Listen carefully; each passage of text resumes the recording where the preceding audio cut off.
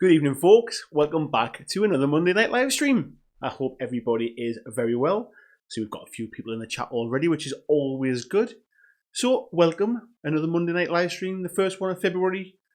We're not doing too bad, are we? We're flying through the year already. Let's have a look in the chat and see who we've got in the chat today. So we have got Christian Reeves was in nice and early. Good evening, Christian. Hope you're well. We've got Mark's in as well. Good evening, Mark. Chris is in as well. Good evening, Chris. We're having a bit of a chat there, seeing how everybody was doing. Mark's got a new Keyforge deck he's wanting to try out. And he's also just picked up Harry Potter's Hogwarts Battle deck building game. It's a game I quite like to try, actually. I've heard quite good things about it. So you have to tell me what you think of it, mate. Christian said he's building character profiles for D&D because he can. So why not? What else we got? We've got Steve Evans in as well. Says good evening all. Good evening, Steve. We've got John Whitesnake in. Hello, John. Long time no see, buddy. I hope you're well. He said, I took my lunch at the perfect time. Better timing than the Rams timing to be terrible at football. Yes, the less said about that, the better, mate. I do still have my cap. I am still supporting them even after their after the nightmare that was the Super Bowl last night. I did stay up to watch it, so if I look a little bit tired today, because I'm surviving on 4 with sleep from last night. I got to bed about 3:15, and then I was up about 7:30. So yeah, I'm a little bit tired today, so I might be a bit more subdued than normal. And if we'd won, I might have been a bit more perky, but as it is, I'm all right. Yes, what a time to choke, eh? We've got Stephen as well from Steve Small World. Good evening, Steve. We've got Tony in as well. Says, yeah, one time for once. Nice one, Tony. Welcome, mate. We've got Matt in as well. Says, evening, BlackJackers. #Mantic Monday. Awesome, Matt. Thanks very much for joining in. Matt's got some dwarves to paint tonight. So we'll no doubt we'll get some progress reports on how they're doing. We've got Thomas is in. It says, good evening all. Good evening to you, Thomas. Tony says, was it really a week ago we got eaten by a giant rope? Yeah, it's been a full week, mate, since then, hasn't it? We've got Reluctant RTN giving us a wave. Good evening to you, buddy, or good morning, or good... I forget what time zone you're in, but hello and welcome. We've got Alan Cluey in. Says he's enjoying the show and having a pint while I await my Vindaloo. If I knew there was beer and curry involved, mate, I'd have just popped round. Thanks for joining us, buddy. Thanks for joining us. We've got Neil Anderson in, says, yup. And we've got Alan saying, go Pats. Good evening, Neil. Thanks, Alan. Appreciate that. We've got Craig Lowther in, says, evening all. I'm currently painting Beyond, trying to do the claw. Good luck with that, mate. RT saying that's a die-hard fan. Yes. We tend not to talk about sport much on this channel, but yeah, I was kind of excited to see the Rams get to the Super Bowl. We just, it was 2 very defensive games. The better team won. I think that's really all I can say about it.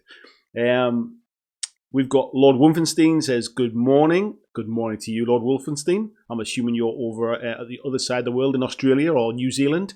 So thank you very much for tuning in. Appreciate that.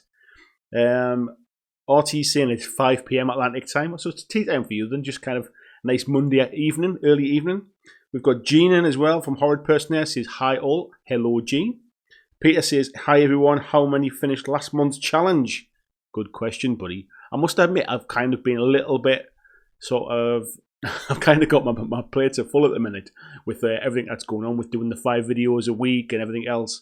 So I haven't been as close to the painting challenge as I probably could have been. I did get February's painting challenge up, so we'll touch on that one later on. But yeah, we'll have to check that one out. We've got Skullmunch in. Good evening, Sean. He says, hi mate.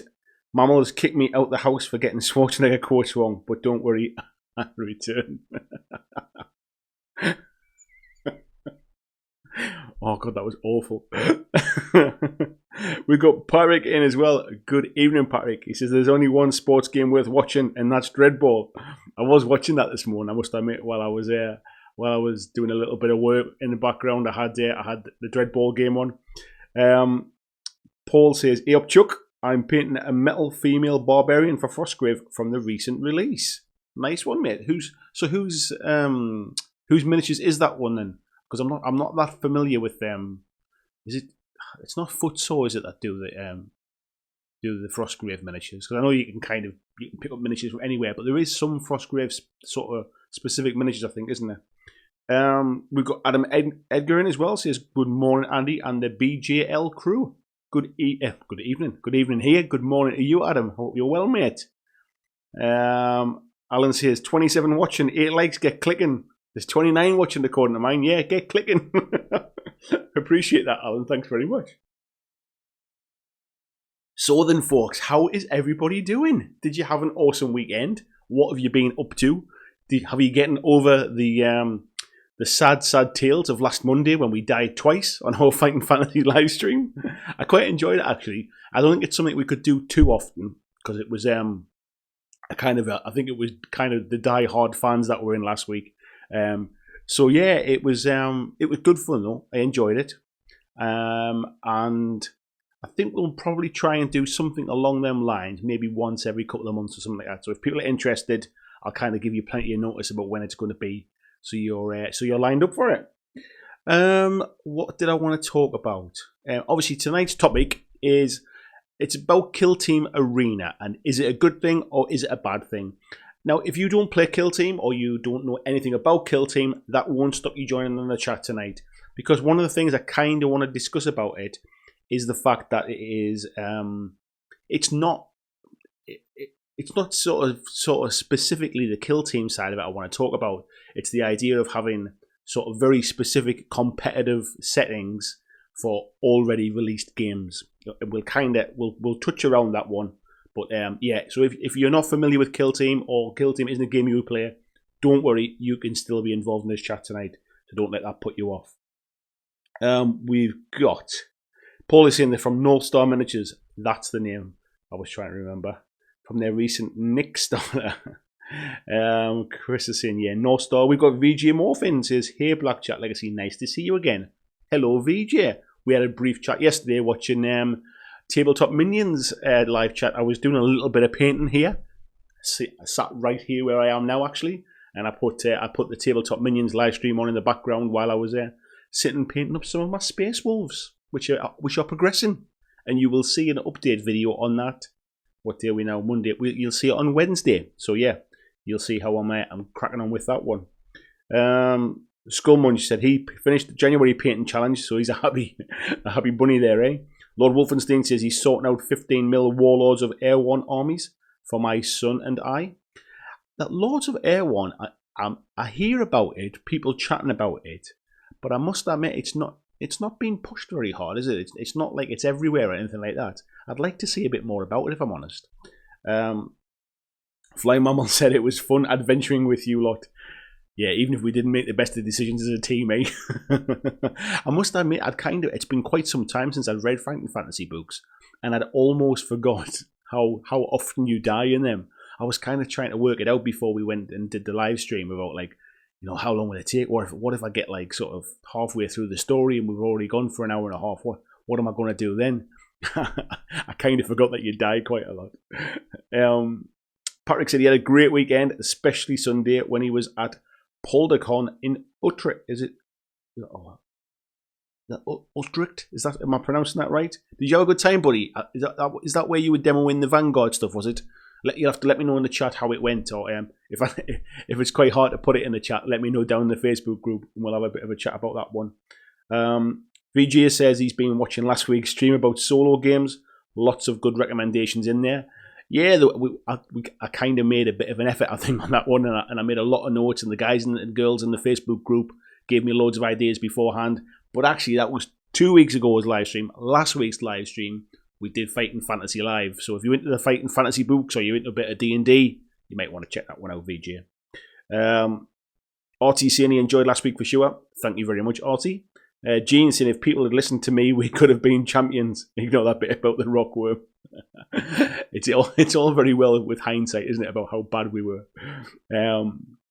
Thomas is saying, interesting topic tonight, Andy. Even though I don't play Kill Team, last week was great fun too. Thank you, Thomas. I appreciate you being involved in it, mate. VJ says, cool, look forward to seeing them. And we've got Robert Marshall in. Good evening, Robert. I hope you're well, buddy. He says, even all, I'm curious on what people think of Arena. I've not been in the loop recently. I'll tell you what, I'll give it another kind of 2 or 3 minutes while I just kind of say hello to a few people in the chat. And then I'll kind of sort of set the scene and kind of see where I want to go with it. Patrick saying, as of yesterday, I'm the proud owner of the Star Wars Legion starter set.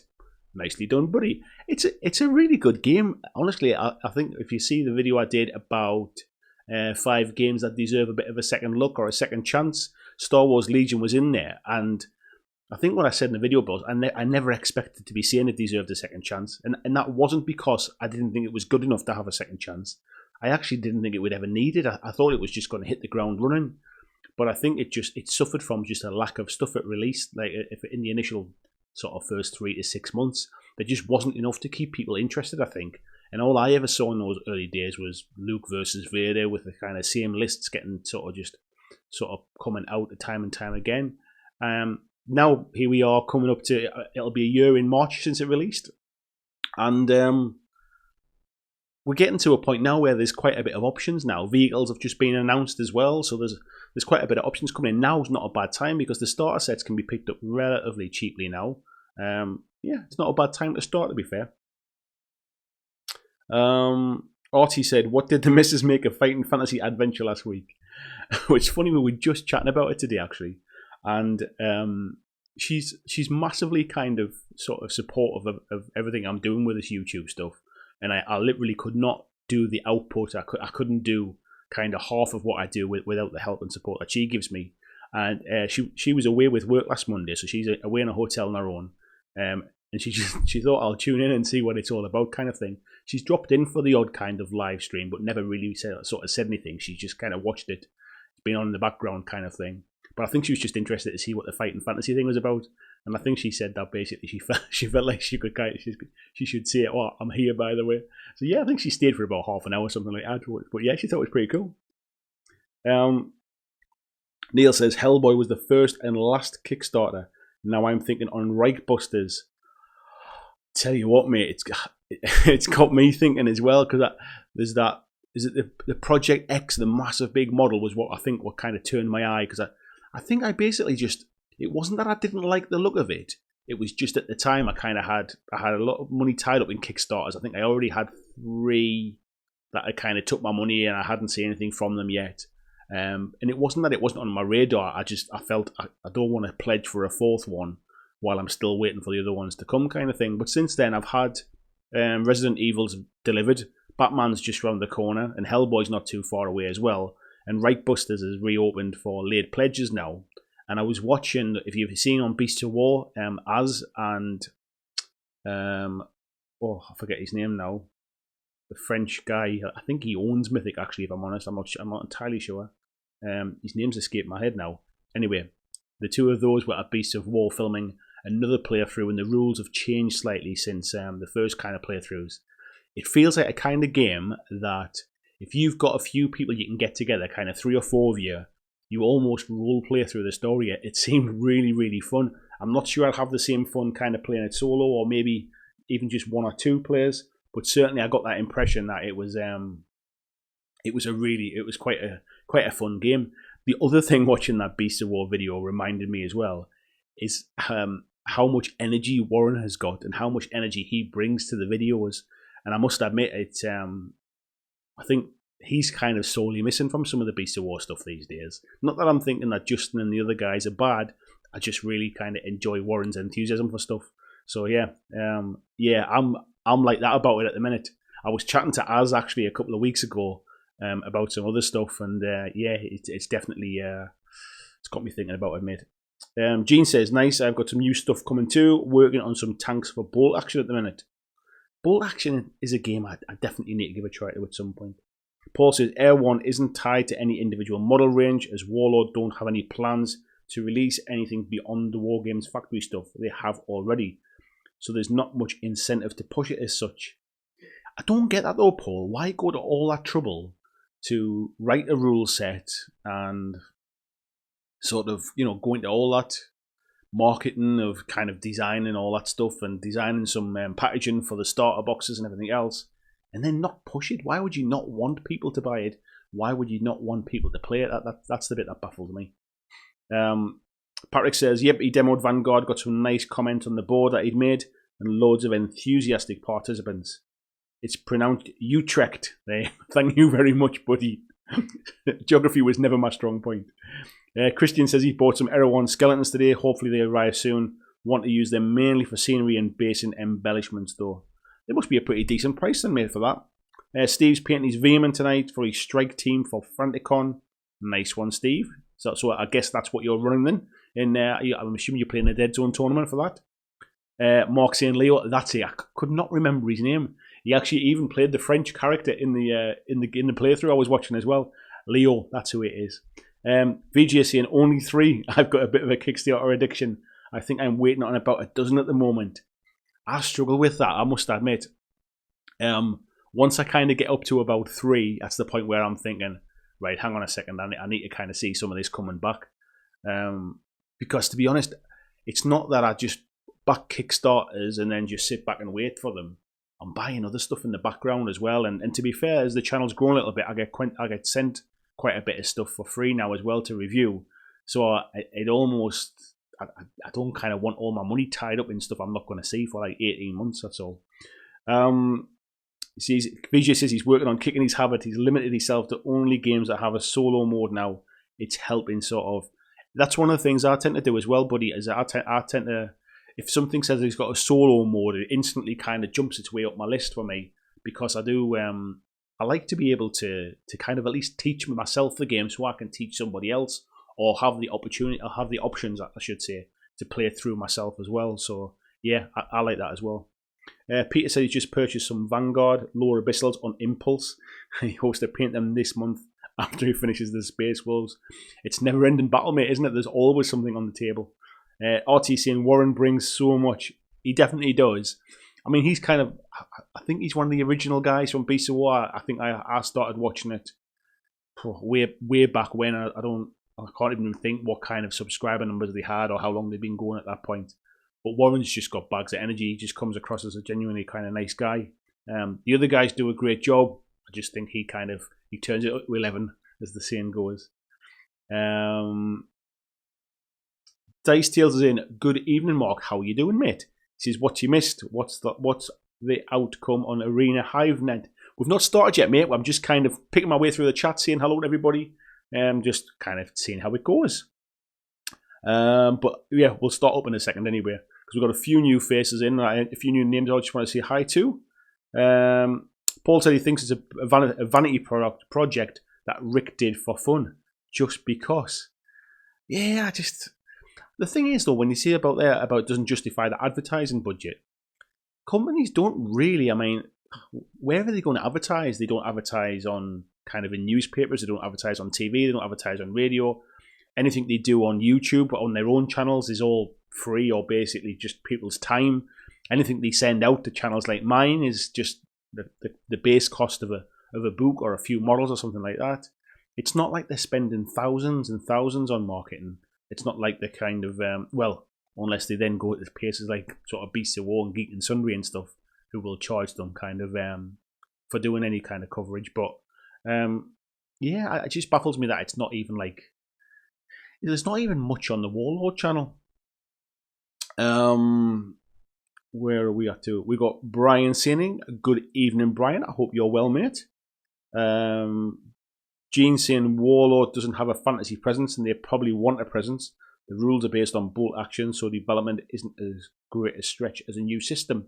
I think they're more closely linked to the Gates of Antares, and they use the bolt action dice mechanic of kind of drawing to see who goes next, which I'm a big fan of, actually.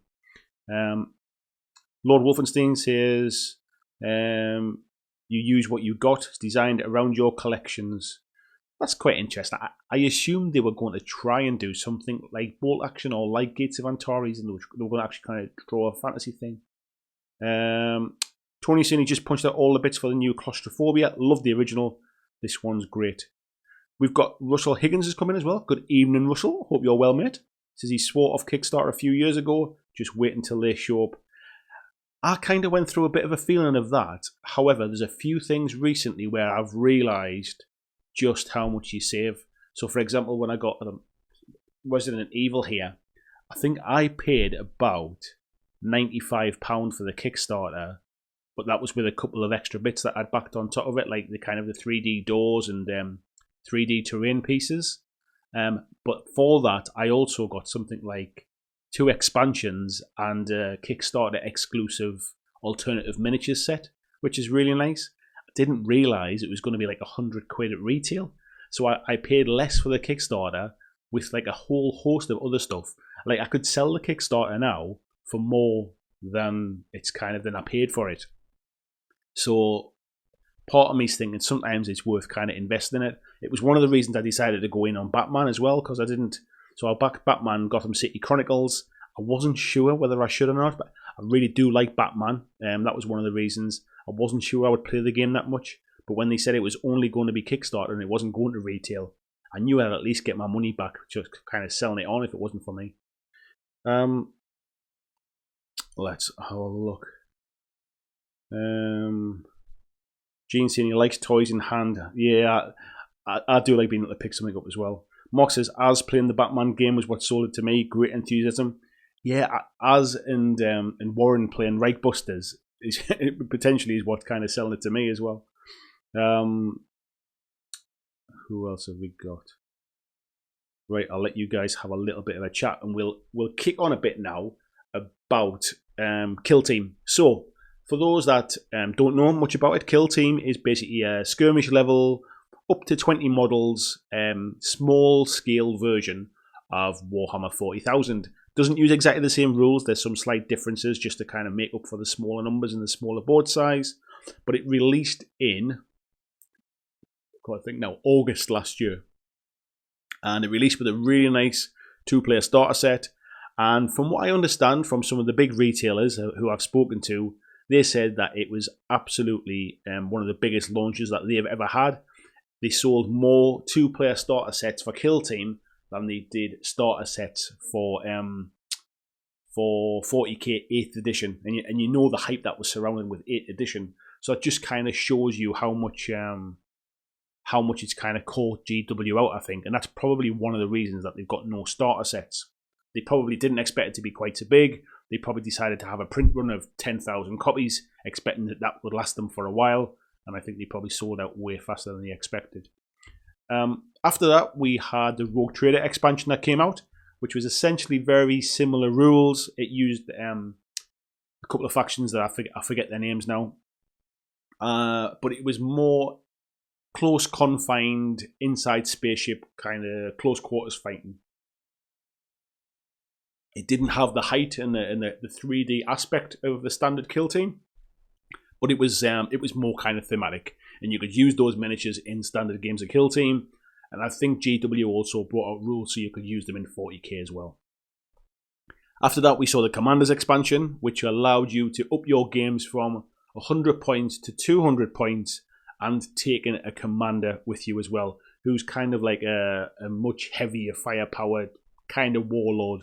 And it just brought a few extra abilities and allowed you to use some more powerful models. In amongst all that, we've had lots and lots of releases of what they call kill zones, which is a pre-kind of packaged pack, which has a board in it, which is the right size for the game, which is 30 by 23, I think it is, 30 by 22.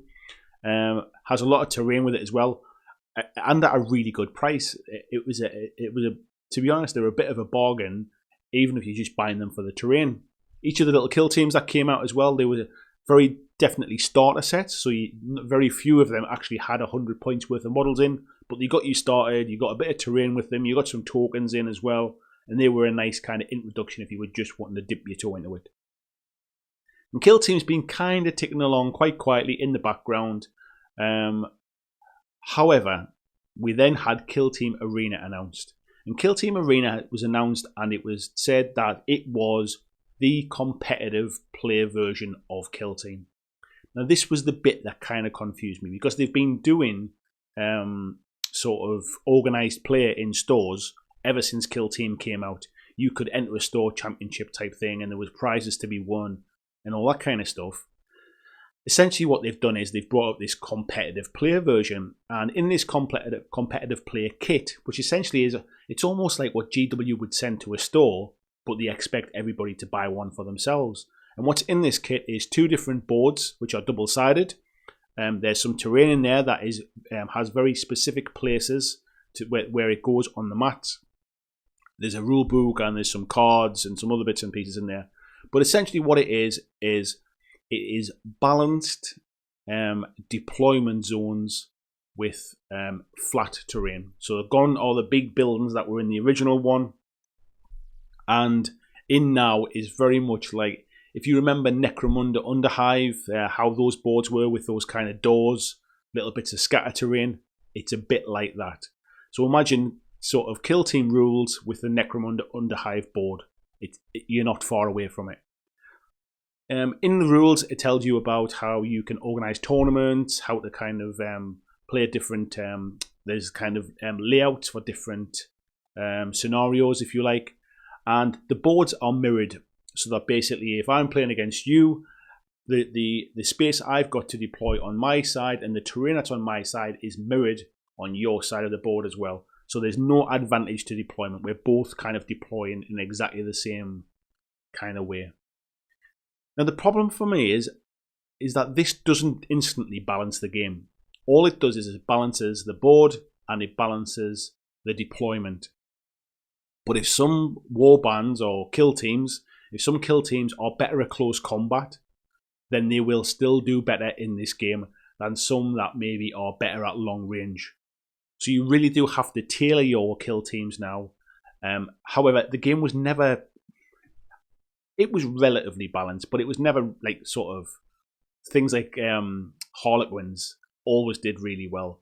I've got the kind of the Reavers with their grav shoots and stuff, which were great when you're doing it in 3-dimensional terrain, when you're going up and down in height.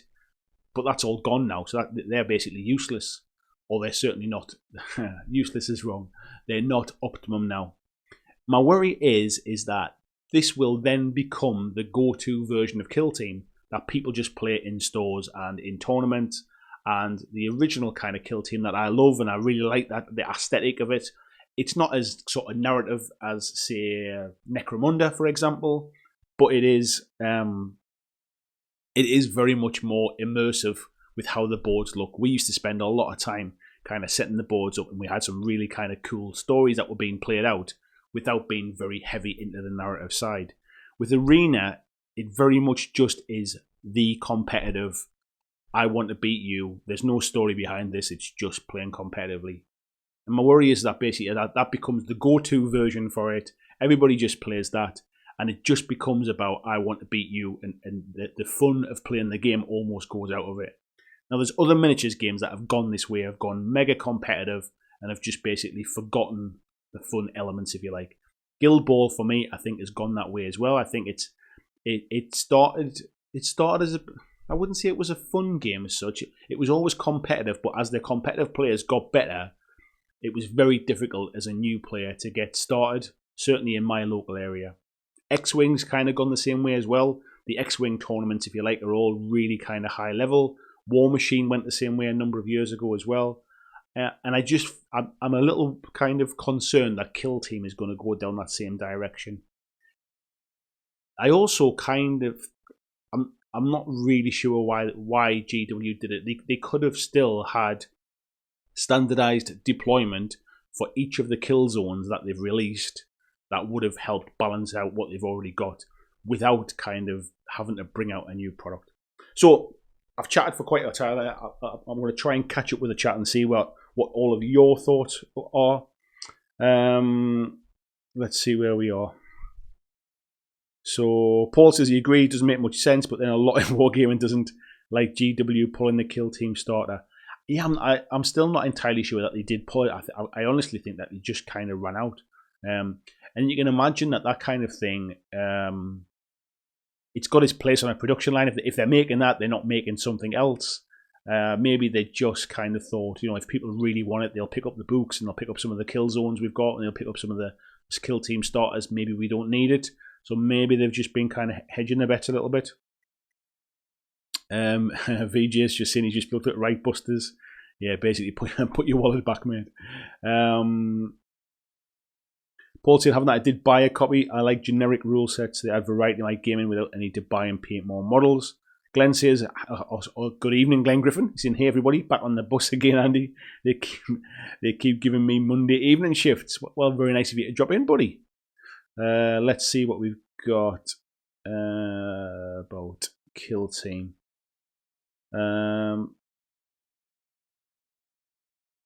Peter says, in his opinion, GW hope to sell more getting started sets. I honestly don't think there's some kind of crazy ulterior motive that they kind of put it on short supply. Because I saw recently that, or I heard recently that they're bringing back, what's it called again? Adeptus Titanicus, the big Warlord boxes that they said were limited edition. They're starting to print those again. Brian says he thinks Kill Team is what the older players like me were looking for. I've been playing since 2000. I've got 2 kids, not a lot of free time, so 40K games take too long. It's exactly where I got in on it, mate. I mean, and to be fair, I've played it with my older sons who have absolutely no intention of ever kind of building a 2,000 point 40K army. No intention of playing a game that lasts 3 hours. No intention of kind of devoting their spare time to learning the rules of something like that. However, we have a good laugh playing Kill Team. They really enjoyed it. And I don't mind painting up kind of 10, 15 models for them. Ryan says he doesn't mind commanders. He think of it as an elite squad like Delta Force doing the mission, not your regular team. I didn't pick it up actually, mate, so I don't really know too much about it. But what did kind of surprise me was the new arena rules don't include commanders, so they're not going to be part of that. So it's almost like that expansion hasn't been forgotten about as such, but it's not part of the future, if you like. Michael's in. He says, just to say hi. Thus, hello, dear. He says, say it. I just did. Thomas is saying, and nearly agrees that put me off getting into it. I think made it lose the narrative to me. Did I miss Neil's comment there somewhere? Yeah, Neil says, I didn't like the idea of commanders, went against the narrative for me. Yeah, I get that. Neil is saying it's all about the little man going against the odds. VJ says, I think it's a bit odd the way they keep dumbing things down to make things more competitive. Maybe that says more about their player base having a lot of whinges and win at all costs players. What kind of surprises me is that whenever we talk about competitive gaming, we always hear back that actually like sort of ultra competitive tournament players are such a small portion of the market that's why Games Workshop, that was one of the reasons why Age of Sigmar came out with no points, because it was like, well, there's such a small portion, we're trying to appeal to a wider audience, why would we just focus on that? But then more and more, I think they're realising that maybe the competitive players are the ones that spend the money more regularly. If you think about how the rules for 40k change and everybody chases the new army and a Genestealer cults come out and everybody goes and buys a Genestealer cult army and they find the new filth before they errata it and try and win a few tournaments and then they move on to something else. I think there's an element of that maybe the competitive market is small and quite niche, but they more than spend their fair share of money, if you like. We've got Phil Johnson in. Good evening, Phil. Hope you're well. He says, I think with Kill Team, they're throwing stuff to the wall to see what sticks. I loved Commanders. Oh, just jot off the top of my screen there. But it's not the norm round here. No, not certain arena will become the norm. Just tools for the toolbox. Yeah, it's not. I would tend to agree a little bit. I kind of feel like they don't really have a clear path for it. I feel like they're reacting to a game that they maybe didn't expect to be so big. I think when they released it, they probably thought it's a good vehicle to sell some of the new terrain. So that if you think about it, almost like if you think of Kill Teams was the Kickstarter for the I forget what it's called now, but the Sector, not Sector Mechanicus, is it? Sector Imperialis terrain. If you think if we sell 10,000 copies of Kill Team, that'll pay for the dies for the terrain that's inside it, and then basically we keep selling the terrain down the future. We won't sell out of them kind of too quickly anyway. I think they underestimated just how big an appetite for a skirmish game was. They did something very similar with Shadow War Armageddon a while ago, but I think with Kill Team they always planned to support it. I just don't think that they expected it to be quite so big. And I think they've been playing catch up ever since then, trying to chase it. Commanders was probably always on the cards. The arena thing seems a little bit left field, like they're trying to tailor it in a different direction. Because at the end of the day, I think maybe they're trying to involve stores more. Maybe it's not getting played in many gaming stores, not the way maybe something like kind of X-Wing does or something like Magic does. Maybe they're seeing the success of things like Shadespire and Night Vaults and seeing people playing more competitively in stores, and they're getting that feedback, so maybe they're trying to do something with this. Patrick is saying, not in the kill team, but what in this arena set's just lame. Be nice if the board was made up of loose tiles. Let's just jump on top of my screen there again. 3 tiles in the shape of halls and corridors. Yeah, a little bit more like Space Hulk would have been quite nice.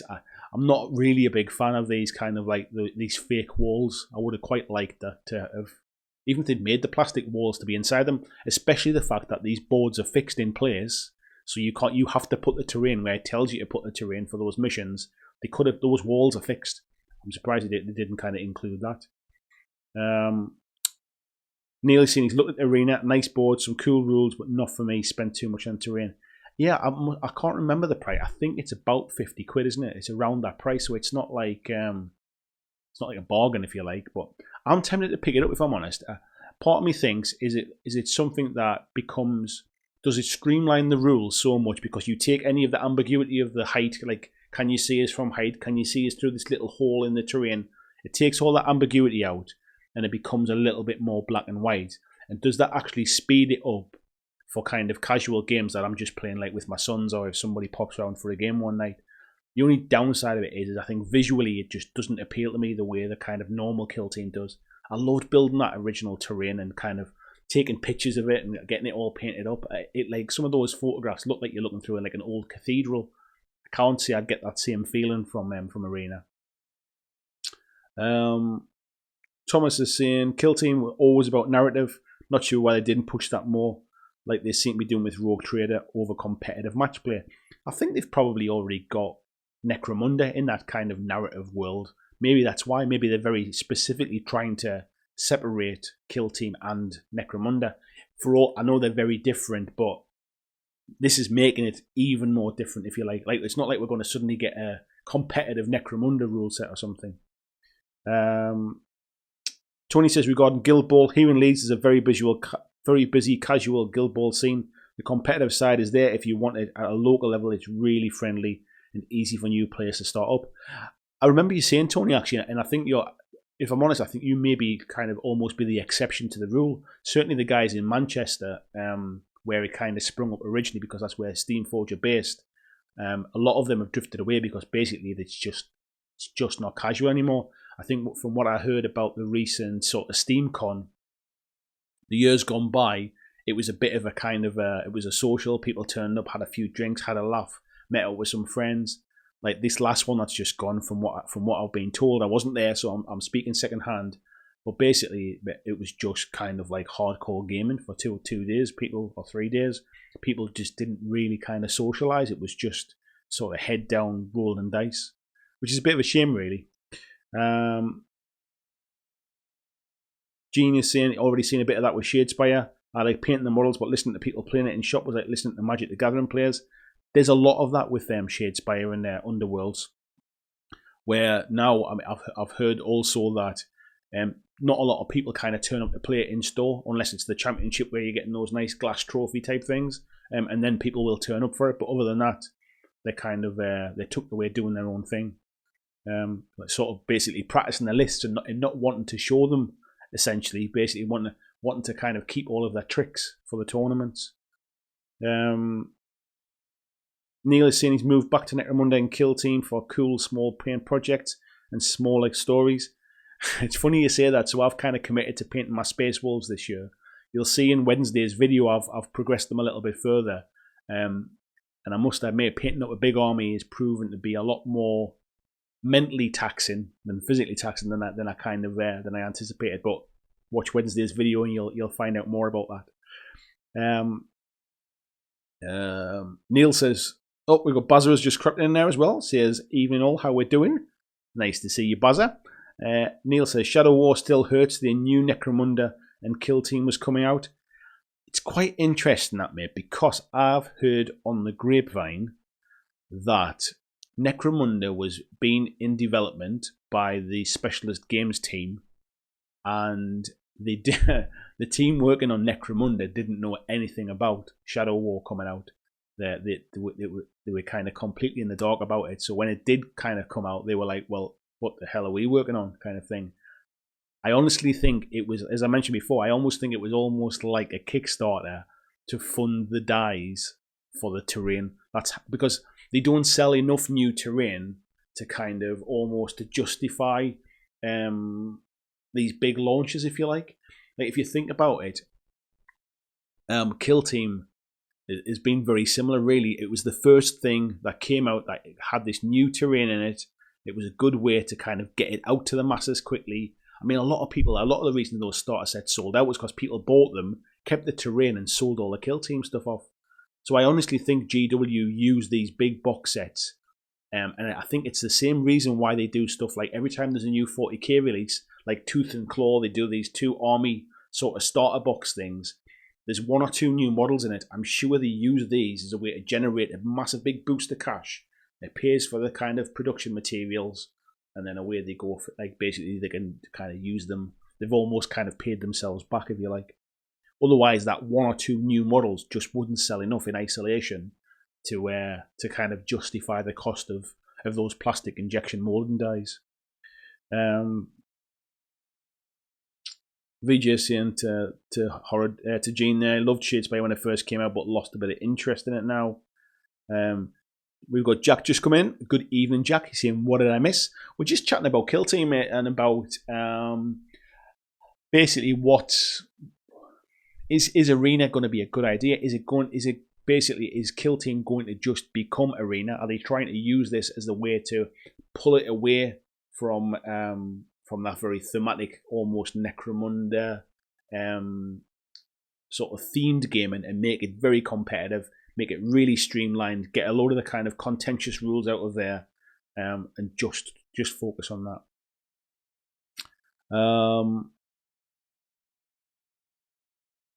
RT is saying, I was also impressed the squares on the board don't restrict movement, they're there for the terrain only. Yeah, very much like the boards from Necromunda, to be fair. They're literally just there to say that, like, 5 squares in and 2 squares on, that's where you're putting your terrain. VJ is saying to Rui Luis, have I missed Rui Luis come in? If I have, Rui, if I've missed you in the chat, good evening. There you are. Says, good evening. Maybe the Inquisition expansion will be the narrative side of Kill Team. Yeah, there's definitely been rumours that that's going to be coming soon, or coming at some point, isn't it? Paul says that the bit that appeals to me about Arena is that it limits the cards you can use. The enormous amount of cards that you can use in basic game just totally swamps me. Mind you, I wouldn't pay 55 quid for it. Yeah, to be honest, I hardly use the cards. In fact, I hardly use any of those extra abilities. It just doesn't kind of.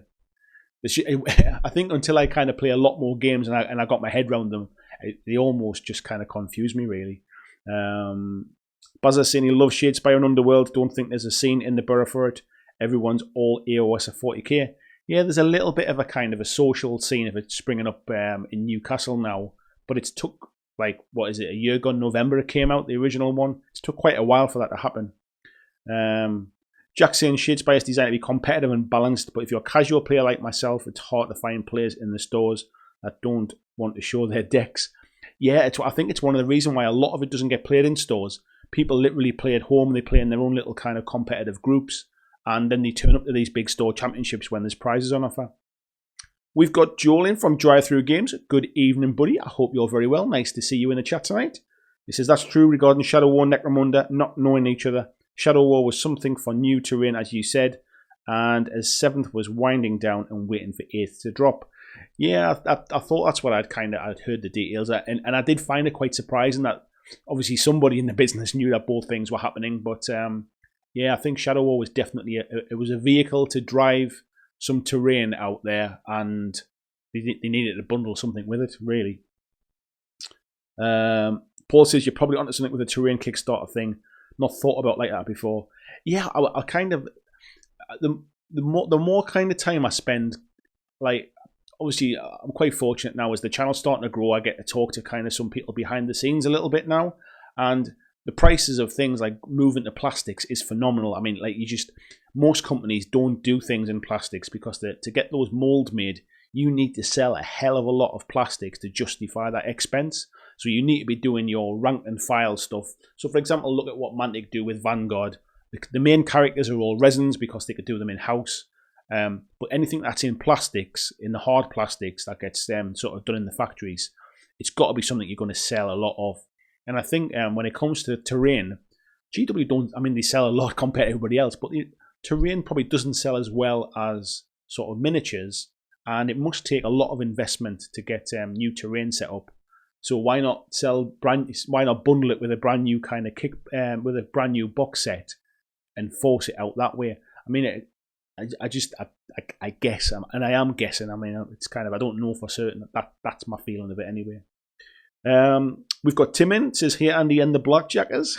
That sounds like the worst band in the world, doesn't it? Andy and the BlackJackers. Good evening, Tim. Bazza said he's pledged myself he's going to paint up some Gene Stealer Cult this year. Hope to get some games in. Nice one. Those new Gene Stealer ones on the bikes are awesome, man, aren't they? Artie's giving Joel a wave there. We've got the Fomorian in. Good evening, man. It says arena games are popular like Aristia from Corvus Belly, and also video game wise, it's the perfect connection between board gamers and war gamers. Yeah, I don't see Kill Team as the game that's pulling board gamers in.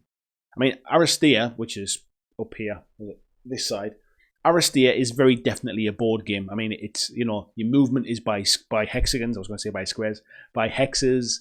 You play with cards. There's no kind of, well, there is line of sight, but it's from hex to hex, really. It's not from miniature to miniature.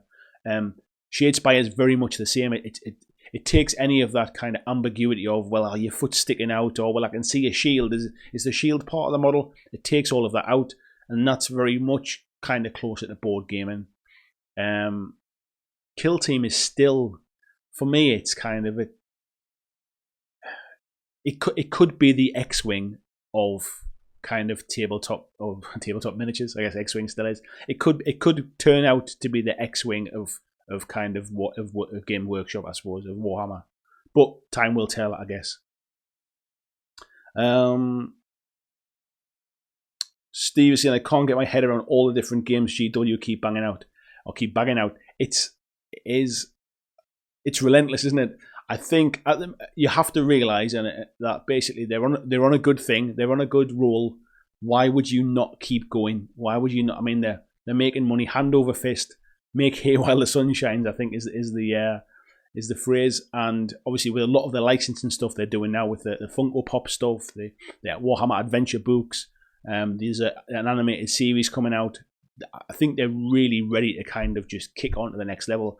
It wouldn't surprise me if kind of tabletop gaming, I know it's kind of in a bit of a rise at the minute, but it wouldn't surprise me if it kind of blew up into a much bigger thing in the next kind of sort of 3 to 5 years, as people just naturally migrate from digital experiences looking for something a little bit different.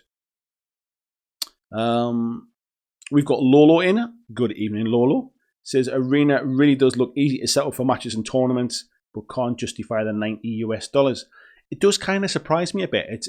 It does feel like Arena is organized play kits for stores that they expect everybody to pick up. It's almost like the perfect. It's the same with Underworlds, really. You buy the boards, you buy the tokens, you buy all the miniatures and all the cards and the dice, and we'll just give you a little bit of space to play. And Arena is the same thing. Like, if you go to a tournament now, you literally pick up your miniatures. So you play 40k and you go into a tournament, you pick up your miniatures and you go to that tournament, and the terrain's all supplied, the mats are all supplied, everything's there ready for you. Somebody sets up all the scenarios. Kill Team is going very different in the fact that basically, I can imagine you're going to have to bring your own. You're going to have to bring your own boards. You're going to have to bring. Excuse me. You're going to have to bring all of your own those cards that come in the box. It's a really clever mechanic that they've got going there. We've got Antonio Larangira. Is that right? Have I pronounced that right? Larangira. Thank you very much for coming into the chat. Nice to see some new faces tonight. He says, I'll just wait for the game to settle. I feel they don't really know where to go. There's just so much stuff. That's kind of my opinion as well, Antonio. I just feel like I think Commanders and Rogue Trader were always in the plan.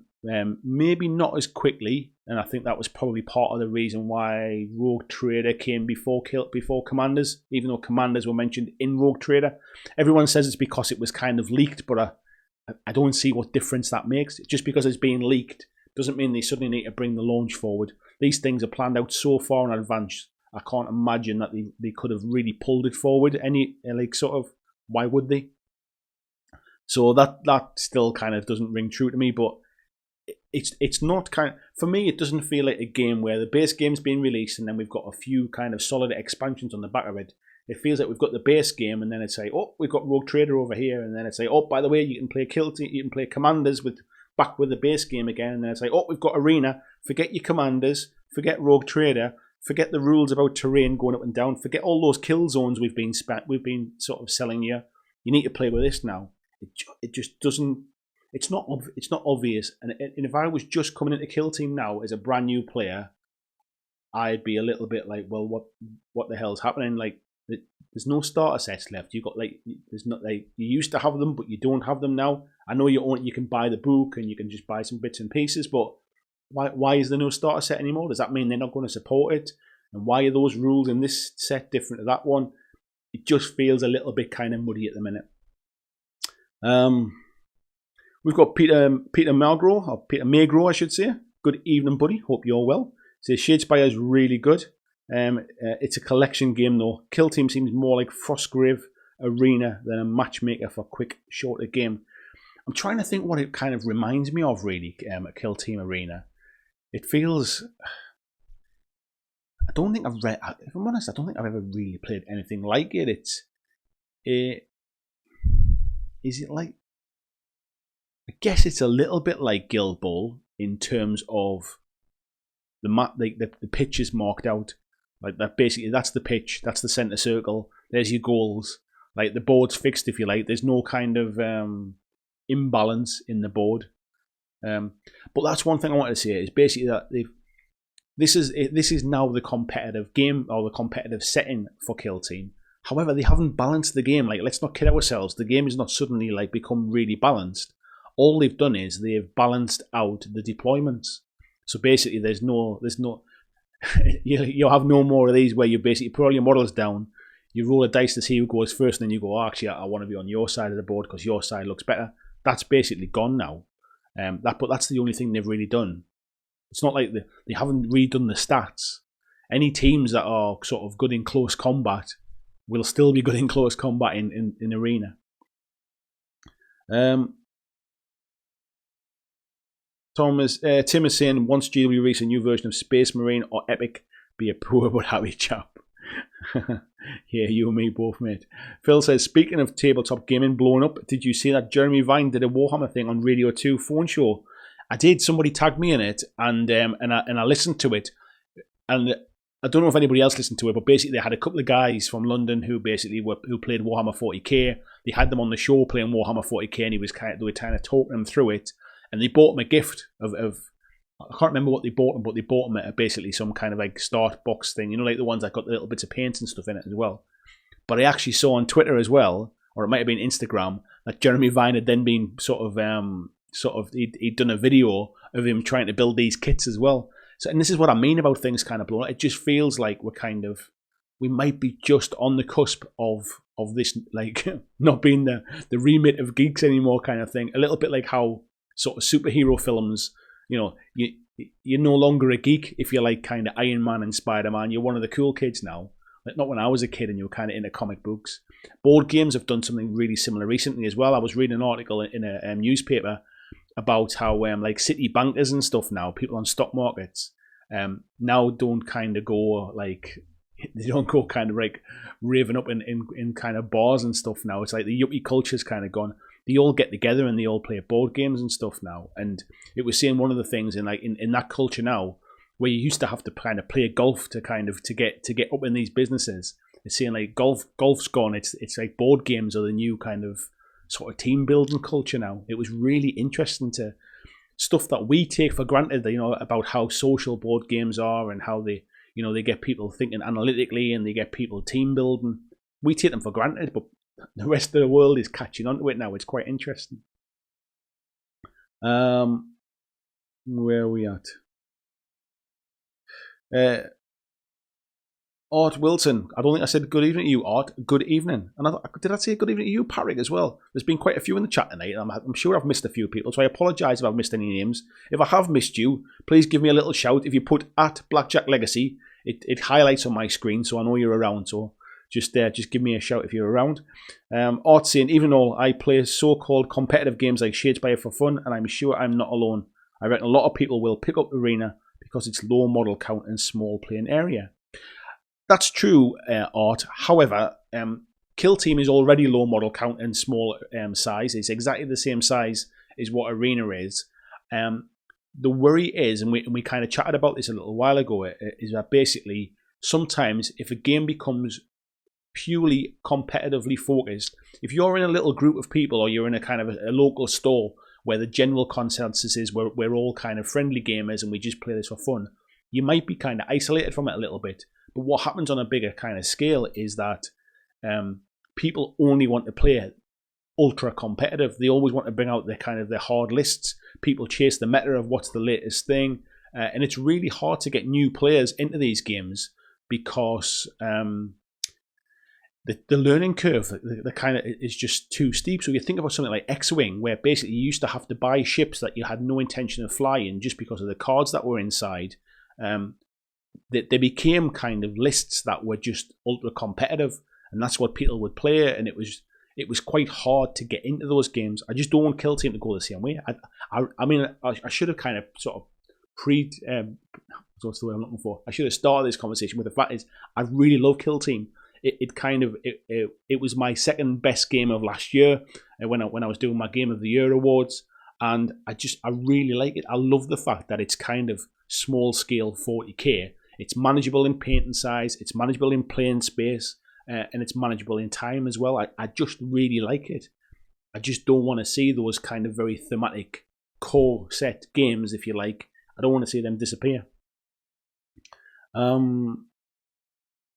Thomas is saying, continuing with his previous thought, the lack of big 3D terrain pieces to paint up, which lots of us love, might be another selling point for complete beginners. I think if you think about, let's compare it to Necromunda as a good example. So if you bought Necromunda under Hive, which is kind of up there on the shelf behind me, there's no 3D terrain in there. And if you wanted to play Necromunda as people remembered it from years ago, you needed to buy some 3D terrain, and you needed to buy a lot of it. That was a big barrier for me, because terrain is always something that I leave to the last minute, and I tend not to pick up. So as a comparison, Kill Team, if you bought the starter set, or if you bought a Kill Zone, or if you bought even just a starter sort of Kill Team, a starter Kill Team, it all came with terrain, and you could build it up gradually over time with all these bits and pieces, and that was really kind of attractive to me. So I'm not sure I agree, Thomas. I don't know if actually the way they were selling it was more attractive to somebody that didn't have any terrain. We've got Nin Fanboy. Good evening. Welcome to the chat. It says Kill Team Arena looks to be very similar to Star Wars Imperial Assault Skirmish. At least that's the way it looks to me. I never did play the Skirmish rules for Imperial Assault, but I remember when Legion came out, there was a lot of talk about it and saying, well, why didn't you just use that and kind of and grow on that? Tim saying, I'm not getting Arena. If I went to a store for a competition and they were using it for the comp, then fair enough, but it won't get a look in at home with the mates. Yeah, I think the worry will be is that if you do want to play competitively, you'll have to buy one, and then basically you're then you're in, aren't you? But 55 quid just to buy and paint up for one tournament that you probably still have to pay like a 5 or a 10 to enter. I'm torn. Part of me wants it to play it, to try it out for this channel and all that kind of stuff. Part of me wants to kind of see what happens and see where it goes. Because I can only imagine it'll go like seasons. So a little bit like Shadespire and Night Vault have gone. There'll be kind of season 2 of Arena, which has got like 2 new boards in, more terrain, different missions, and that's what we play this season. So I can imagine that might be the future of this.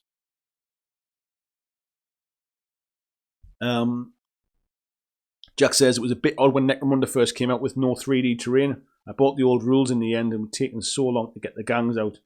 Kill Team Arena seems like Necromunda terrain-wise. I remember hearing about Necromunda as well. So the idea was they wanted the original box to be a self-contained box. So if you bought it, you could build everything that was in there. You could play it on those boards, and basically that was it. If you wanted to then play on kind of bigger 3D terrain, that's why you needed to buy the Gang Wars supplement, because the idea was they didn't want to put rules in the starter box for something that people couldn't play with the starter box. So Necromunda Underhive was designed to be a self-contained thing, and then if you were a big fan of it, you then go on and you buy all of the Gang War books. And I know they've changed that up a little bit now, but Kill Team was always designed to be played with that terrain. So that's, I just hope they don't. I hope it doesn't kind of disappear from those games. That's all. We've got where are we at? Christina's saying battle systems card terrain, great proxy for all the terrain. Yeah, that's a good shout actually. That if you kind of just dipping your toe in, or you're just getting started with terrain. We've got Cyclone in. It says I like Arena version because it's such a small investment. I never had the kind of money to play 40k until a decent job. Granted, it is a relatively small investment compared to something like sort of 40k, if you like.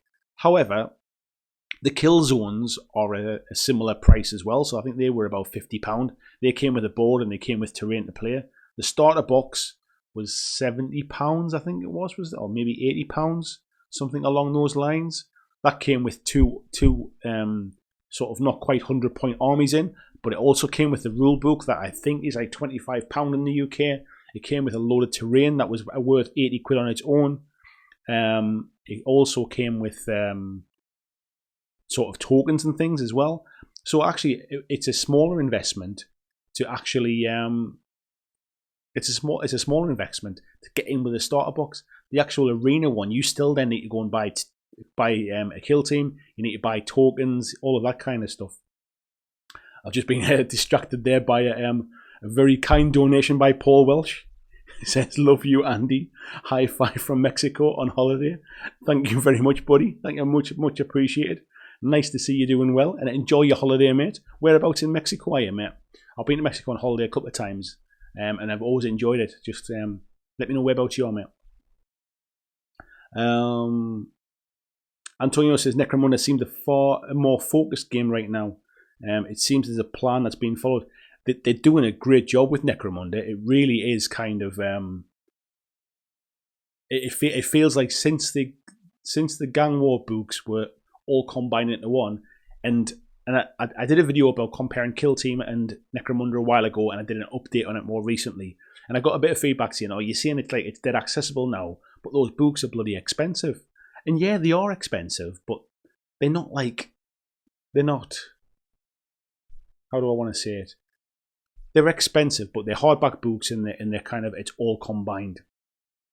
It really, they've done a good job at kind of combining it, because the old way they did it with drip feed and piecemeal out wasn't very good. Now what they've got is they're grown out of the original Necromunda now, and they're talking about new gangs that have never been out before, and it does feel like they're really creating a good world. My local gaming group are all over Necromunda at the minute. They used to be really heavily into AOS, and a few of them are having a bit of a break from AOS, and they've gone really big into Necromunda.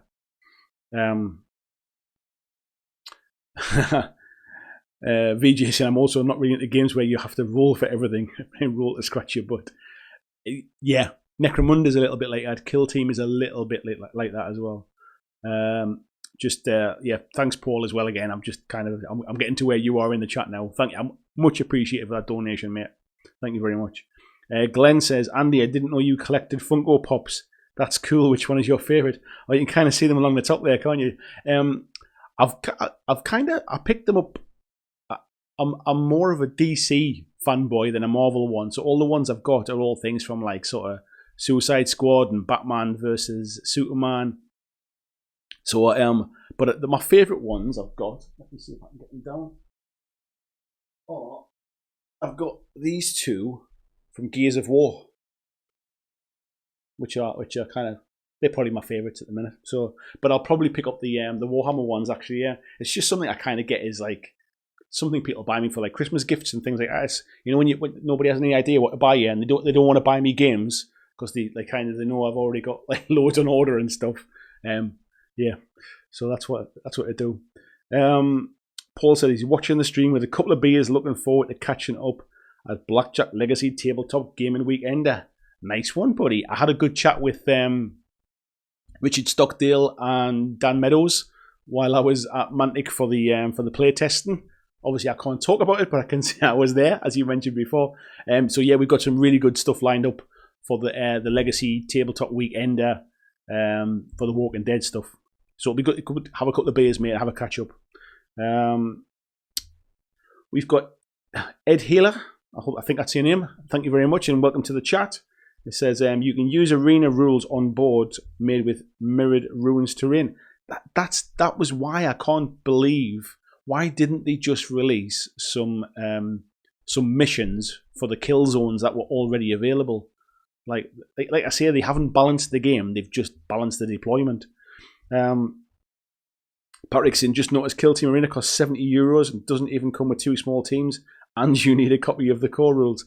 Yeah, exactly, mate. That's what I mean about it not being that cheap for a kind of an entry point. It really is just it's an organised play kit that you need every player to buy. Chris is saying, yeah, the books are definitely worth it, made to last, and the errata inclusion is good. Everything in one place. Paul's saying he's at Ackermall Wellness and Beach Resort. It's mint. I'll let you stay on topic now. I quite like to go off topic every now and again, mate. It's quite cool. I stayed at two places. What was it called again? I can't remember now. But the first time I went, there was some kind of big cock up that basically the airline hadn't paid the taxes for the airport and they wouldn't let them fly out. So we got delayed for 3 days while they sorted all of the kind of the financials out, and they put us up in a fantastic hotel for 3 days, all expenses paid, which was quite nice. RT is saying, question, what's next then for Kill Team? Is their map so broken we can't even predict where they're going? I think it's going in the direction that I mentioned before of like seasons. So what you'll see is them flesh out some of the kill teams for the different for the ones that they haven't fleshed out yet. I think you will probably not see terrain in them. Might you see terrain? No, they won't mix it up with terrain. I think they'll start to take the terrain out of those starter boxes. So I think they might flesh some of those out so they've got the cards and the tokens and stuff for factions that haven't got them yet. But I think you'll start to see seasonal releases of new boards, new mission packs. So there'll be an Arena Season 2 and an Arena Season 3. They are still bringing out the kill zones because there's a couple just released, I think, or one just released this weekend. So I think they'll try and support Kill Team and Kill Team Arena slightly separately. But I wonder if they'll start to take some of the height out of the kill zones now. And I wonder if they'll start to do them more kind of just very much two-dimensional. Chris is saying we've got some DC ones in the shop. Some really nice limited editions. Drop by and Rob will keep you right. I'll hold you to that, mate. Thank you very much. Sean is saying Marcus with his bulletproof bandana. That's the one. I forget what he's called now. Is it GRE's son? I can't remember his name now. They're from Gears of War 4. There was a few more of these as well, and you could get the kind of the bad guys as well. But yeah, I just picked up these two. I just think they're a bit different. Not everybody's got the Gears of War ones. We've got Bloggy in as well. How did I miss you? I saw your name earlier on, Bloggy, and I forgot to say hello to you. How are you doing, buddy? Hope you're well. He said, Suicide Squad was a good movie, but I'm not fond of too much more. Suicide Squad was a proper popcorn movie where you switch your brain off and just kind of watch all the flashing lights and enjoy it. Batman, Superman was very much the same. Justice League was the same as well. I wouldn't say they're among my favourite films. I'm just much more engaged in in DC Universe. So for my books that I've got here, what have I got? I've got like these are some of my geeky books that I've got. I've got my Batman, the Man Who Laughs. I've also got Batman Year One, and I've also got The Long Halloween as well. So that's kind of like Batman's my kind of thing. That's what I'm more into Batman. Patrick says, you'll never see me in Mexico. Beans and chili everywhere, and I can't eat a single bean without gas in the room. Also, I hate flying. You won't get far if you don't like flying, mate. VJ says, I read that Bulletproof Banana. Not quite the same. Yes, slightly different, isn't it? And Nick saying, I'm holding up okay, just taking things day by day. That's the way to do it, buddy. Day by day is the way to do it. And you know what they say? If things haven't got better, you're not at the end yet, because things always get better at the end. So, how we doing? We're doing all right for time, aren't we? 10 past. We're doing good. Jack saying, yeah, Batman. Yeah, Batman's kind of my bag. Definitely more so. I mean, the Marvel movies, I think, are fantastic. They really have done a good job of kind of bringing those things to life. And it's a real shame that, other than the kind of Chris Nolan Batman films, the DC stuff's never really kind of clicked into place. However, yeah, from purely from a kind of graphic novels, kind of comics and stuff, even the Batman animated series is fantastic. RTC Year One's brilliant. It definitely is, mate. We've got Glyn Seymour in. Good evening, Glyn. Hope you're well, buddy. Sean saying Batman Year One's awesome. And Jack says, I see Highlander back there. You do, mate. So, I was very kindly given these by Alessio when I was at River Horse. So I've got a review coming up in the next couple of weeks on these. So this is the base game of Highlander, which comes with to tell you what the characters are inside. I forget what the characters are, but I'll not take them out now. And then I've also got the Princes of the Universe expansion as well. I think I actually got these before. I think these might have been part of the original kind of like shipment before the Kickstarter ones went out, and I've just never had a chance to get around to review them yet. But I will be reviewing them. In fact, they're actually in. I'm looking at my diary now. That's up on the wall. I've got two big whiteboards up on the wall, with the next 2 months of all my videos planned out, and it's actually in there for next Tuesday. So if you might not know, you might not have seen much of my videos before. I do a live stream every Monday. I do board gaming stuff on a Tuesday. So this is in for next Tuesday's videos. Something else while I'm talking about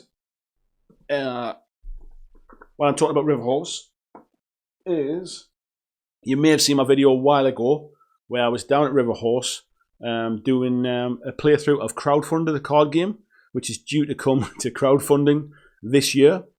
Next Monday night live stream, we're doing something a little bit special. So Alessio and the team at River Horse said, would I like to be in the game? And they're going to draw a card of me that will be in the final version of this game. And what we're going to do next Monday is we're going to sync up via Skype, and the guys at River Horse are going to do a live drawing of my card. So that's all planned in for next Monday. Might have a few kind of details to sort out to make sure it kind of definitely happens. But we'll have, I think Alessio might be available to have a bit of a chat with us as well next week. So if you've got any questions for the guys at River Horse, get them down in either in the Facebook group or write them down ready for next week. But we'll be talking about crowdfunding next week, when we'll be doing a live drawing of my own card that will be in the game. So if you back it, you'll be able to get me as a playable card in the game, which is awesome. If this YouTube channel kind of like never does anything else in the future, it'll be cool to say that kind of it achieved the point that I ended up being in the game, which I think is awesome. VJ saying he's got Highlander as well. Jack saying no more Batfleck, I hear. Shame as he did not have a fair crack at the whip. I quite liked him. I liked him as a bit of an older Batman, actually. I didn't mind him at all. Christian says DC make better TV shows. Yeah, I'm quite a big fan of the Flash and the Arrow as well. I think they're up on the shelf there behind me. Punisher is awesome as well. Glyn says VJ says, what do you think of Highlander? Have you played it yet? I have played it, and I'm reviewing it next Tuesday, so I won't tell you what I think. You'll have to watch the review next week. Craig says, what's your opinion on Gotham? Hello, Craig, by the way. I didn't say hello to you. I quite like it. It's got a bit weird now. I loved the first couple of series because it wasn't sure where it was going, kind of thing. But there's a new spin-off one coming out now, isn't it? Is it called Bruce or is it called Wayne? I forget which one it is, which is more kind of focused on the young guy. Glyn said he's loving the recent board game reviews. Thank you very much, buddy. There's another one coming tomorrow. Marcus said it's cool packaging on Highlander. It's quite nice. I like the fact that they haven't kind of over-packaged it and gone with like sort of a huge big box for like a few miniatures kind of thing. I like what they've done. VG says he's looking forward to the review. Glyn says especially Resident Evil 2 and Hellboy. The Hellboy one, I can't tell you how excited I am to get that delivered to me. It looks fantastic. I've been lucky enough to play the game with James, who kind of designed it or co-designed it with Sophie, which was awesome. He's invited me back down as well to have a playthrough of it before it releases. I got to get my hands on the retail version of it as well, so I'll have a video on the retail version coming a bit later, nearer to the launch. So anybody that didn't back it, you won't be sorry picking up the retail version. And I was also told, shall I say confidentially, I have it under some authority that there may be a few extra Kickstarter versions available. So if you didn't get in on the Kickstarter and you still want one, keep a close eye on the Mantic websites and the Mantic blogs around the time of the launch, because they may have a few spares to sell. Resident Evil 2, I actually really like the game. I think the game plays really well. I was just quite surprised that it was like £100 at retail. VJ says, I like River Horse Minis, but I was really disappointed with the gameplay on the Labyrinth game. Labyrinth sold hugely for them. They were really, it absolutely rocketed them to kind of new places. I've never played it personally, but I've heard it's really good. You're the first person I've heard that didn't like it. But I've never played it myself to kind of compare. Russell Higgins says, AdMech Infiltrators or Stalkers for Kill Team. Quite possibly, buddy. Mark says next Monday sounds amazing. Yeah, it's quite something a bit different, isn't it? It's nice to have these things to kind of mix up the live streams and kind of keep the channel a bit interesting.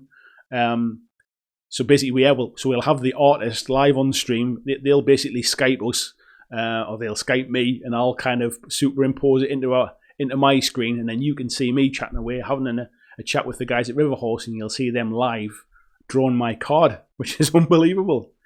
VJ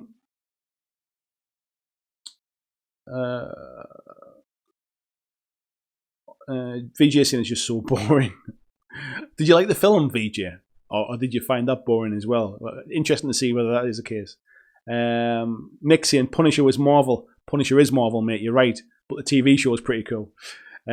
Christian says that Labyrinth was so hard to beat, but he really enjoyed it. Yeah. Tony says the Hellboy Kickstarter box is massive. It's pretty heavy as well, actually. But what I will say, I don't know whether everybody's seen the video, but the packaging inside is fantastic. It really is really good quality. But what I would say was, if you didn't get the Kickstarter, the base game, the retail version, is awesome. It really is good. And the Kickstarter version is kind of the retail version plus. It's not the other way around. Like a lot of releases, if you pick up the game at retail, you almost get Kickstarter light version, and that's not the case with this. They've very specifically designed the core set, and then the Kickstarter is kind of a few bits added on. You will still get the same game experience if you buy that core set. Where are we at? VJ is saying to Christian he's played through it 3 times with a mate. Can't see myself playing it again. Mark says, should Hellboy be on the boat soon? I think it's due kind of to start shipping out end of March, so it wouldn't surprise me if it's on the boat, or it's certainly on its way. We've got Joe27. Good evening, Joe. Welcome to the chat. He said, hey mate, love the videos, pal. Is the Resident 2 board game worth picking up for solo player? Thanks for coming in, mate. I'm glad you like the videos. Is it worth it for solo player? I've played it solo a couple of times. I really enjoy it. If you like the Resident Evil 2 games, especially the new the new remake, it feels like Resident Evil. So you can't just go kind of running through, blasting the zombies like you would in in other games. You have to try and avoid them. You've got to try and kind of preserve. You've got a limited amount of ammunition, and every time you shoot, You have to track your ammunition down, so you're actually tracking how many shots you've taken. You've got to search and look for kind of the green plants and stuff. You've got to search and find extra bullets. It feels like Resident Evil, and it plays really well solo as well. The only thing I would say is there was some of the components I wasn't, how would I phrase it? I think for the price of the game at £100 in the UK, I'm not sure where you are, Joe. It's £100 for the core game.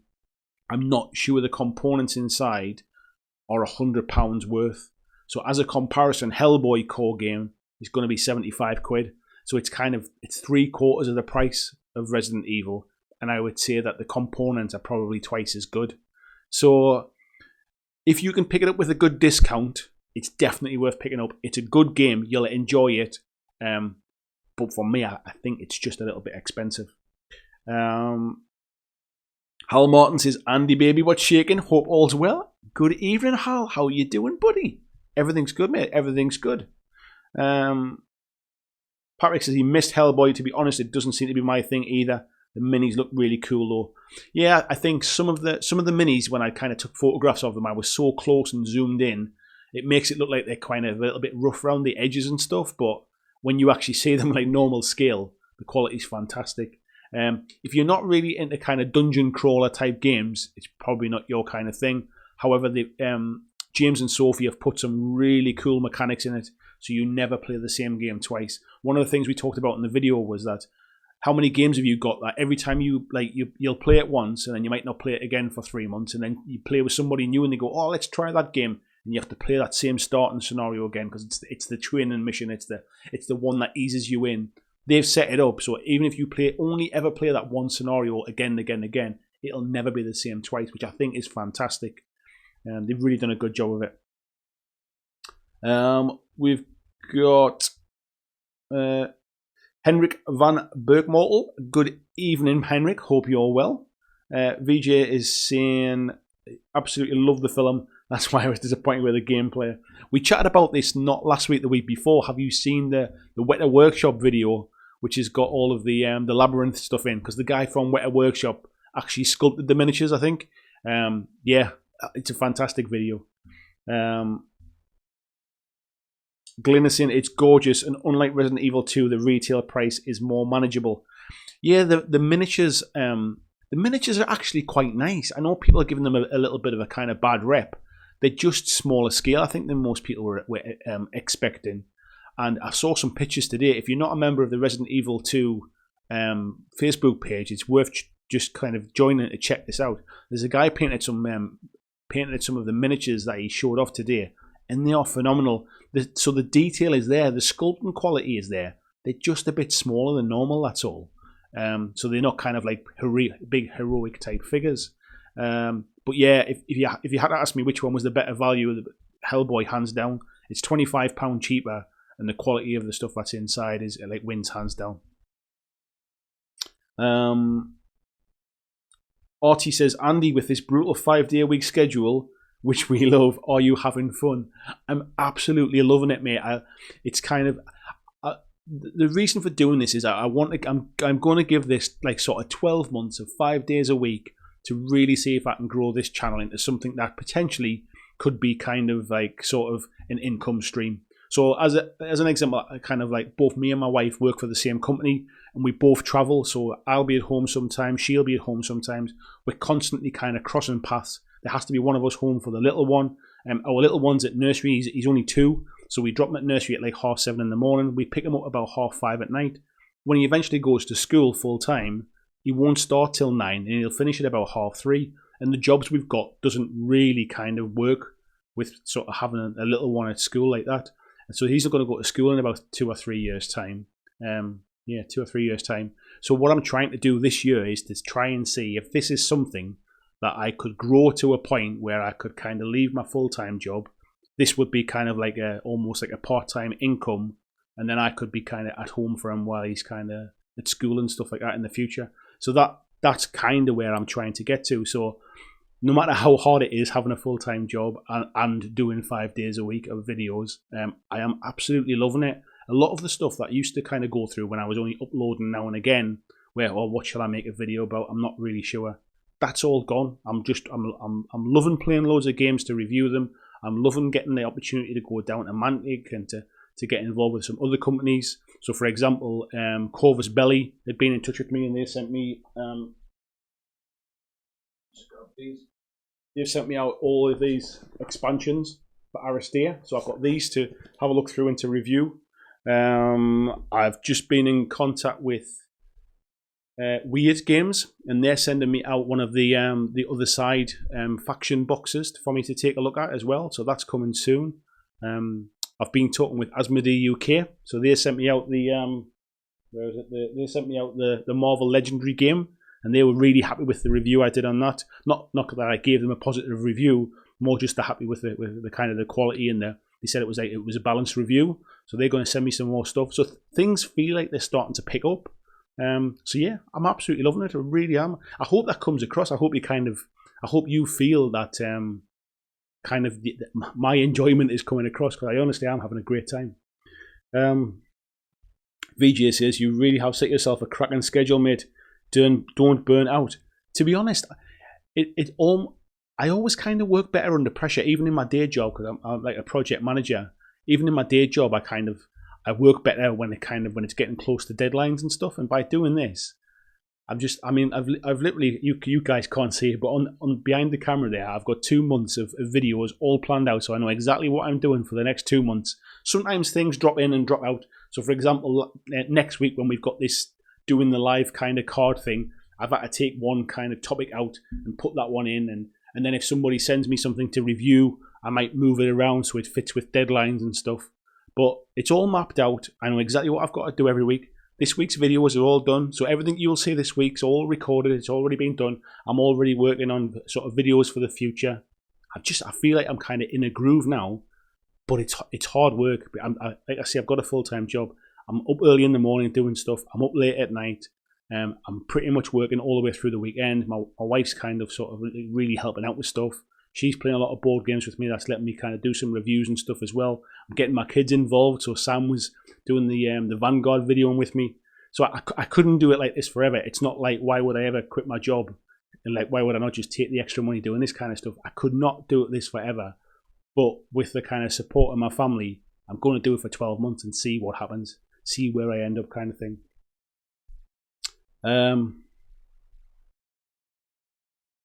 Tony saying, started playing the new Resi 2 last night, had forgotten what a good game it was first time around, and how it's a modern remake of a game. Really enjoying it so far. I've not even played the demo yet, mate. I've literally had no time to play any video games. I've got a week off coming up in March, and my intention is to get so far ahead with my videos I can have a proper week off. So I won't be doing any videos. I won't be doing any kind of any filming that week, because I've kind of got all of that already in the bank. And I think I'll play a little bit of video games then as well, mate. VJ is saying, no, I haven't seen the video. Can anyone link me? I don't know if you can put links in. VJ, if you're not a member of our Facebook group, if you're on Facebook, if you go to BlackJack Legacy Tabletop Gaming Community, I think it is. I put it in there a couple of weeks ago. So, or message me on Twitter or something like that, and I'll link you to it.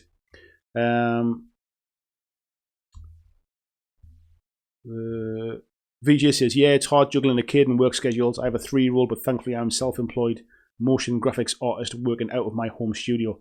That's exactly what I want to get to. Like if I could maybe get to a point in like a year or two's time where my videoing's getting good enough and kind of everything else. Luckily I've got a nice area here. I've got a garage I can kind of use as a studio as well. If I could get to a point where I'm doing kind of promo videos for companies that are maybe not big enough to have their own video guys. If I'm doing a little bit of maybe social media stuff for a few gaming companies, if I'm kind of, if I get to a point where I've got so many subscribers that actually I can charge to do kind of preview videos or playthrough videos, a bit like kind of Geek and Sundry do, a bit like Beasts of War do, that kind of stuff. If it could grow to that size, who knows? If it doesn't grow to that size, then I'll have had a good bit of sort of fun along the way, really.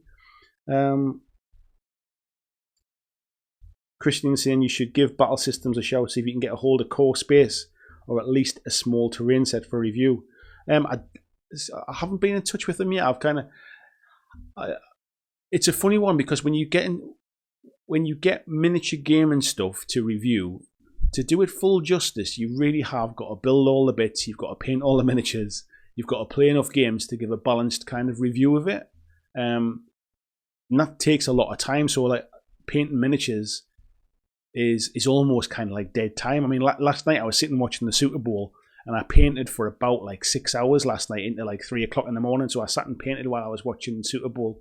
Them's the only times I would like kind of get to do that kind of stuff. Where board gaming stuff, I don't have to do the prep work, if you like. So board gaming stuff is much easier to review, but miniature gaming is kind of, it's part of my passion, and I wouldn't want to not do that. I really enjoy that stuff. So it's a balance, really.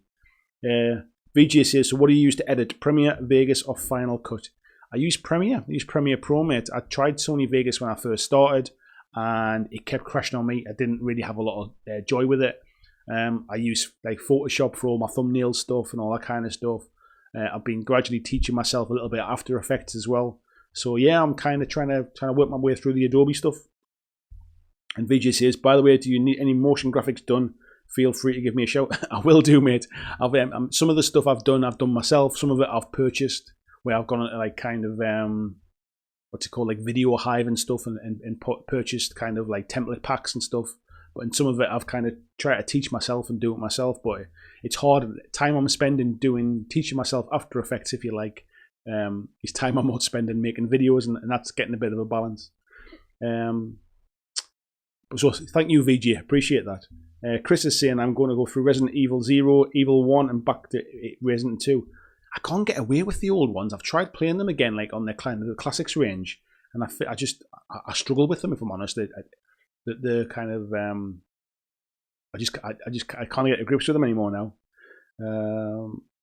Gene saying, see where it takes you and keep having fun. That's all I'm going to do, buddy. As long as it's still fun, as long as it's still manageable from a family side of things and with my job and everything else, I'll keep going. But I'm kind of taking it a month at a time, really. And as long as I'm seeing some kind of growth, as long as the effort I'm putting in, and I feel like I'm getting something back for it, sort of, if I feel like the channel's growing. If I was doing this and I was just kind of flat and I wasn't getting any more views and I wasn't getting any more subscribers, I'd probably kind of knock it on the head, I think. But as long as it's growing, I'm kind of happy with that. Johnny Jambo says, your passion for the games defo comes across. Enjoyed your Kill Team reviews and tips. Never played 40k, but you've definitely sparked an interest to keep up the good work. Thank you very much, buddy. That's very kind of you to say so. And Antonio says, I have a 2-year-old and your channel is what I hear while cooking or cleaning stuff for the kid. Keep up the content. It's great. It feels casual but fun. That's my view of the hobby. Yeah, that's exactly how it is, mate. I mean, it's like I'm not. I mean, like nobody pays me to do reviews. I never promise anything kind of sort of any sort of favorable reviews in terms for getting free stuff or anything like that. Everything I say is kind of it's my own opinion, really, and it might not be a popular opinion or it might not be the same as everybody else's, but it's mine, really. And I guess if you're looking at reviews of things, you try and balance them out across like lots of different people. And if you find somebody that kind of likes the same things that you do, you tend to gravitate to their reviews a little bit more. But yeah, this year is going to be a bit of a big year. I've got I'm going to Aircon in a few weeks' time. We've got our Legacy Weekender in March as well, which is a convention type thing, like a mini sort of games weekend that me and the guys from Top Table are running. I'm also off to the UK Games Expo, so I'm hoping, fingers crossed, my little private kind of personal target that I'm sharing with you lot is that I'd like to be at 5,000 subscribers by the time I go to the UK Games Expo. And at the minute, it's looking like it's just about possible. I just clicked over this morning, and I'm now at 3,900.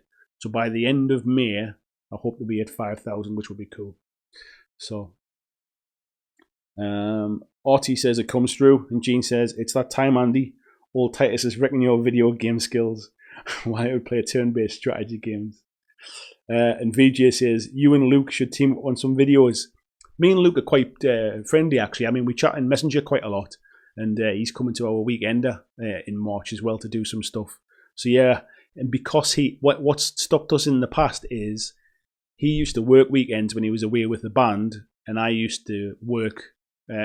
I still do. I work Monday to Friday, and he worked Saturday and Sunday, so we could never get any free time together. But now he's stopped working with the band, we might be able to tie something up at some point. And Glenn says, weekender woo woo. And on that note, it's just after 10:30. Actually, it's gone on a bit longer than I planned to. So I just want to say thanks to everybody that's been in tonight. I've really enjoyed the chat tonight. It's good to see some new faces in. So please, if you want to sort of share the love, if you want to come into this video, give it a thumbs up. Because given the thing with the live streams is they tend not to get a lot of comments and they tend not to get a lot of kind of likes because everybody's in here watching them and then they move on and do something else. So if you could head back into the video and give it a thumbs up if you enjoyed yourself, I really appreciate that. If you want to kind of tell your friends about it, if anybody else wants to kind of spend their Monday night painting or something like that and just tune in for a bit of background noise, that would be awesome too. And I will see you all in tomorrow's video, which is a board game review. So please do check it out, and I'll see you all later.